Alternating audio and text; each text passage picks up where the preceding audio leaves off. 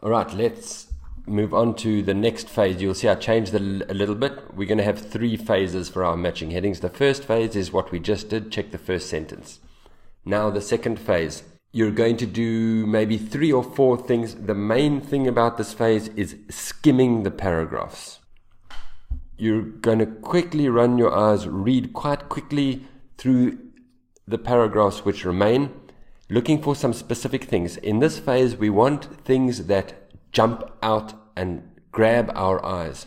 You're not doing detailed reading yet. Please don't do detailed reading. I always tell students to skim and then I see they're reading in detail. Something must grab your eyes. You are looking for things like linking or structural language. This will grab your eyes. You will see it says firstly, secondly, thirdly, things like that. In the end, at the beginning, as a result. Another good one for this is 3 factors or 4 advantages or 5 of these, and you know they're introducing a list.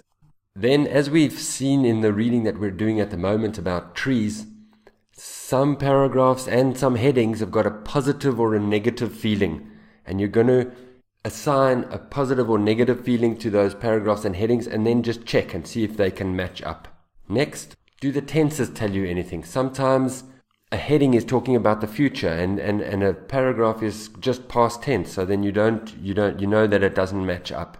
Sometimes you can get information from the tenses. Then you're going to notice a few words. You will notice the familiar words, the words that you know, basic words like tree or dog or food. Notice those and don't underline them, but just see if they get repeated throughout 3 or 4 times in the paragraph, because often repetition is a good indication of a topic of a paragraph. So let's go and skim. We're going to just do these 4 things and see if any of these 4 things help us. Remember, we are skimming, we are not reading. Right, in this first one, the trees are incredibly important ecologically. Immediately I see some linking language. That is structural language. That's the same as saying firstly. So they sustain other species. I do remember seeing species in the headings. Remember, often in English, ends of the sentences, about 70% of sentences, I would say, the important information is at the end. They provide shelter. So they sustain the species, they provide shelter. Their branches become gardens hung with. This sort of thing, for matching headings, ignore it.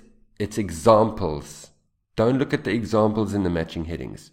Vast amounts of energy. This is words that I recognize. These can be important. This is structural language. Reference pronouns. All right. So, what do we see? We see a bit of linking language. It's giving us a list of the ways that big trees are important.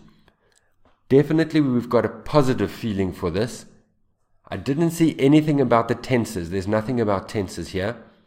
But I do see some familiar words which are repeated. Can you see it? Animals and animals.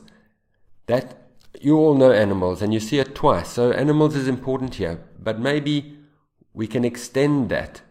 Animals are species. Then they're also talking about fruits and flowers and foliage. This is all plants and animals. But anyway, we know we've got a list of ways that big trees help the environment, and we know we're looking for animal species energy, and we know we're looking for something positive. Harms trees? No. How other plants cause harm? No. Which big, I like that because of that word species. Negative. Measures, this is neutral. It's not positive or negative. It's just ways.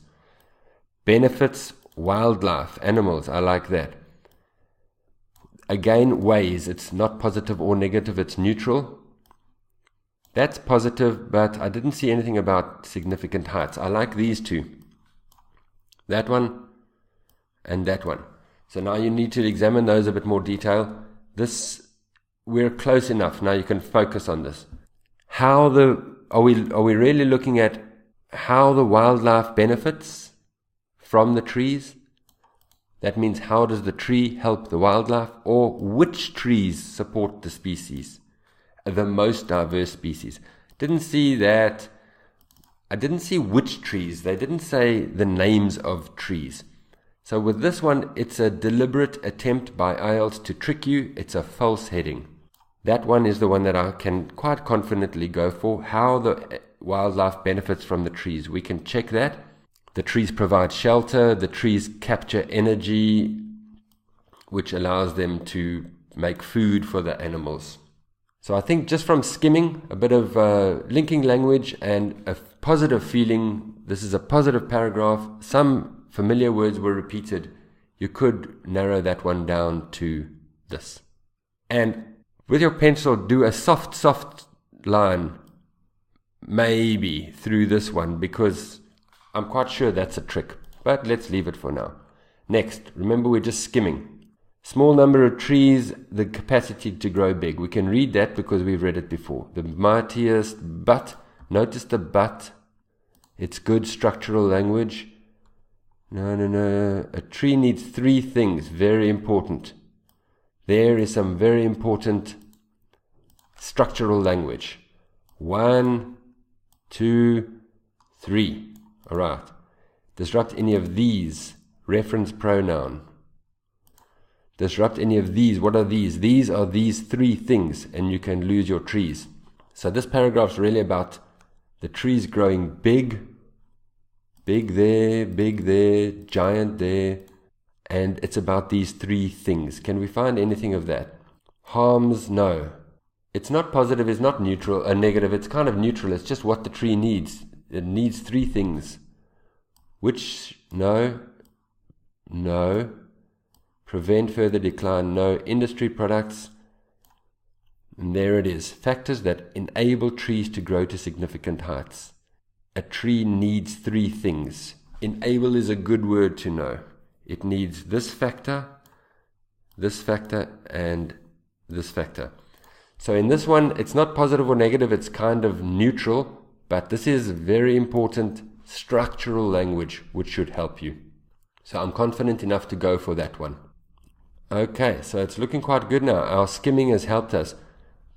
Often the first 2 paragraphs aren't so easy, so be careful. But these ones, they were possible. Right.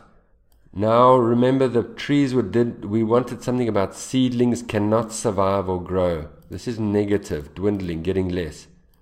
Here's an example. It's a structural language. There's something about a type of shrub. It grows thickly. There's seedlings. Australia. Okay, I don't see much here. Super hot fires. Mortality is negative. Okay, there's not much that I can see. I see some kind of example here, and I see negative, but I don't think it's enough, so I think I'm going to skip it. Deforestation, other plants, maybe. Diverse species, I don't like that one. Impact, no. Measures, no. Okay, I'm going to skip that one. We've done this one. The Clark's means tropical forests would shrink over time. The largest, do you see anything? Notice these, this is kind of structural language, a colon. So you want to attach destabilization of the climate. But again, nothing. My skimming doesn't produce anything. Big trees face threats from elsewhere, the most serious. In North America, Siberia, tropical forests, in the Amazon. So they're giving lots of examples here. North America, Siberia, Amazon. And then this could be important. 2 reasons. Remember, it's the same as 3 things. 2 reasons. What are these 2 reasons? First, that's structural language. And second is over there. So what are these? What is this?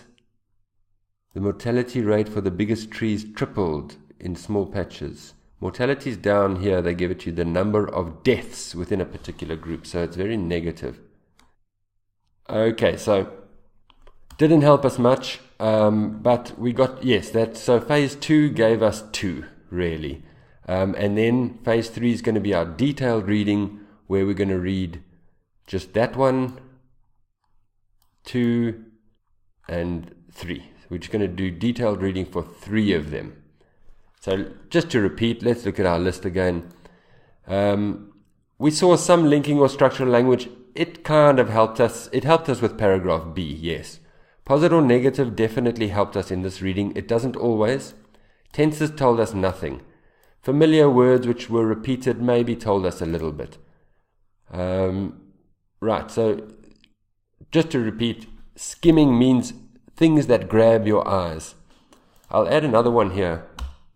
Sometimes numbers or dates. Sometimes you have a whole paragraph that's about numbers or dates. Again, nothing here. Alright, that's enough for skimming. Let's move on to phase 3, which is our detailed readings of the problem paragraphs.